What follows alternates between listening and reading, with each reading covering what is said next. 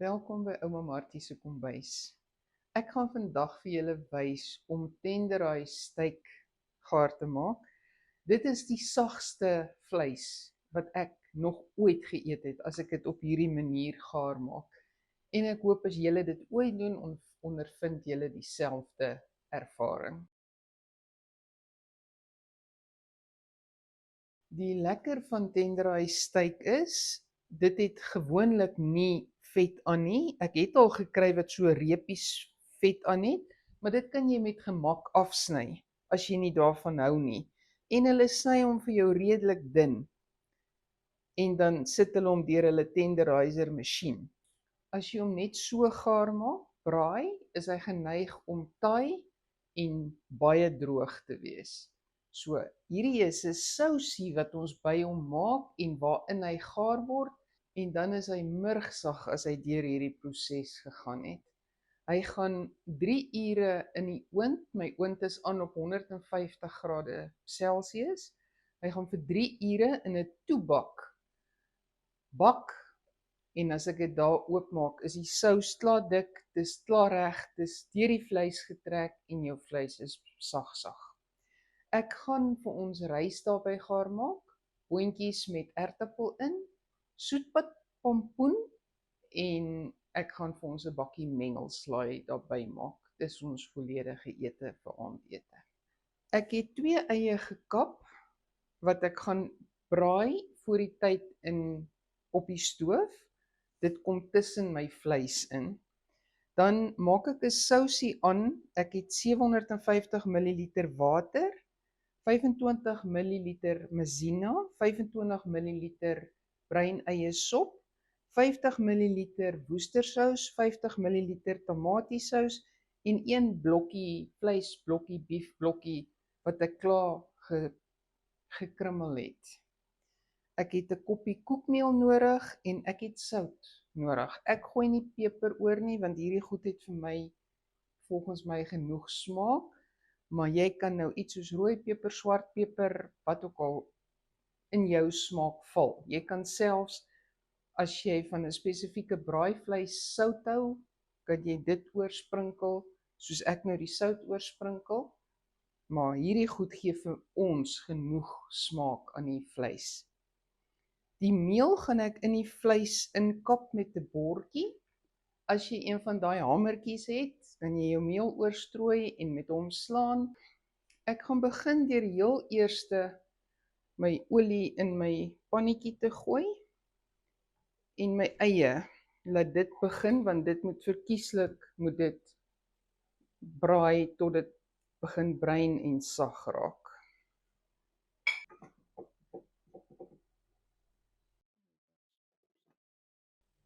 Ek gaan al hierdie goed, my water, my maizena, my bruin eie sop, my woestersous, my tomatiesous en my biefblokkie, gaan ek alles in die water gooi en dit meng.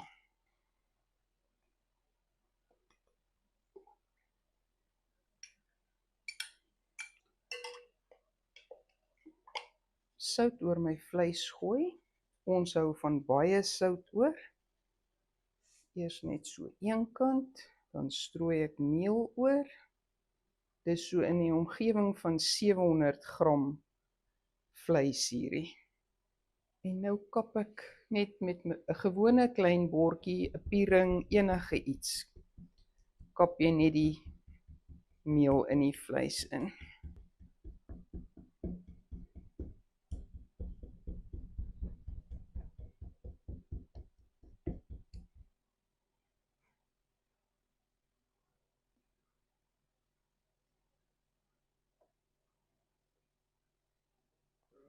Draai my vleisie om,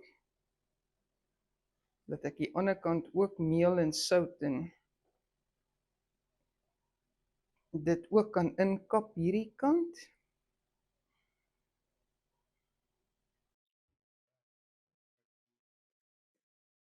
Die eie het nou al 'n bietjie gebraai, maar nog nie genoeg volgens my nie. As ek so deur dit krap, is dit nog taai, nog hard.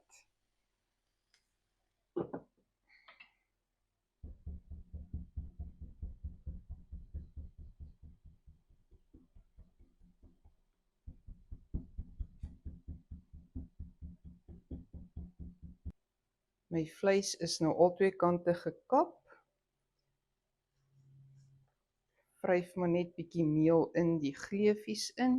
Toe ek en my man 43 jaar terug getroud is, was tenderloin steak van die goedkoopste vleis wat jy kon koop.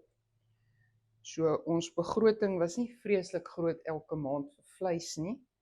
En toe het ons dit begin koop en ek het dit so begin gaar maak en toe agtergekom dis eintlik verskriklik lekker om dit so te eet.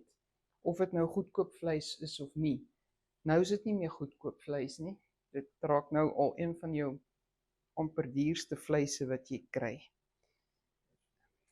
Ek gaan dit bietjie kleiner sny.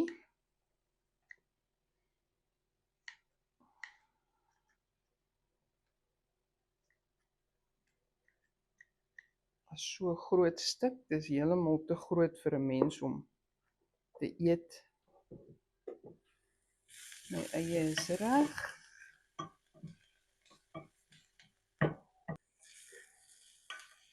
So 'n bietjie eie onderin.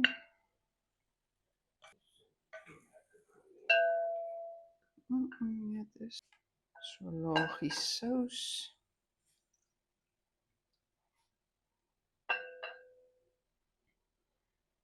Dan pak ek my vleise in, net een laagie.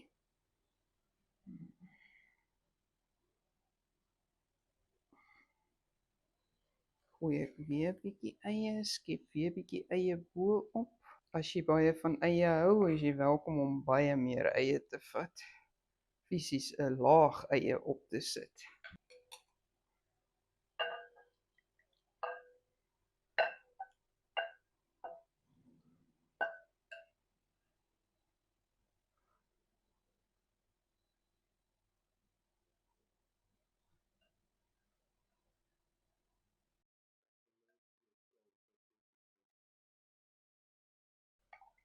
Ek gooi die sous, laat dit op my lepel val en dan so versprei. Anders as ek dit direk op die vleis gooi, dan spoel dit die eie af.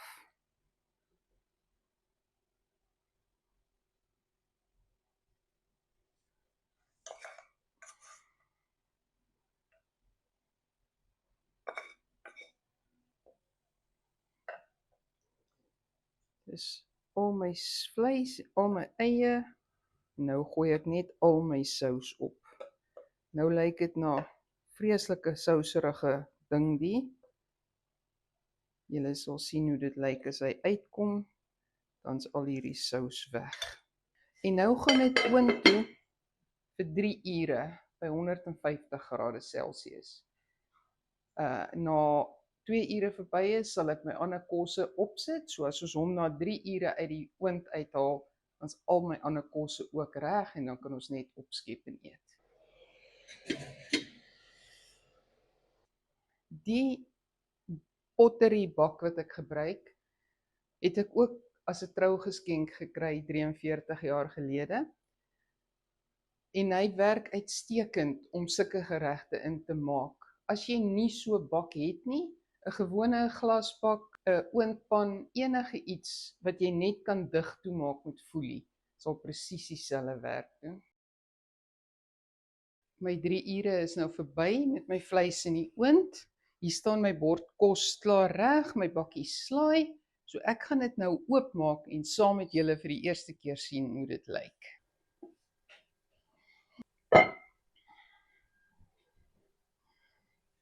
Die sousie is dik, soos julle kan sien. Ek gaan so 'n bietjie van dit op die rys skep.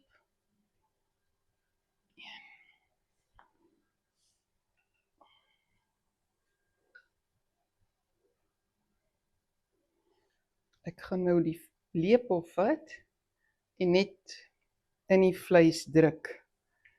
Kan julle sien hoe sag is dit.